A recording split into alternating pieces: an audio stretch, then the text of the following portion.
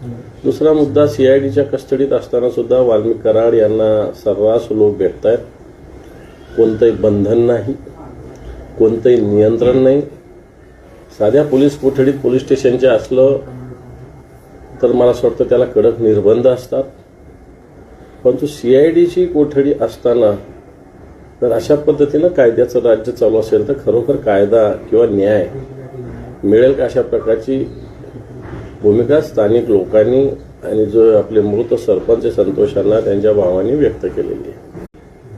दुसरा मुद्दा, सीआयडीच्या कस्टडीत असताना सुद्धा वाल्मिक कराड यांना सर्रास लोक भेटत आहेत. कोणतंही बंधन नाही, कोणतंही नियंत्रण नाही. साध्या पोलीस कोठडीत पोलीस स्टेशनच्या असलं तर मला असं वाटतं त्याला कडक निर्बंध असतात.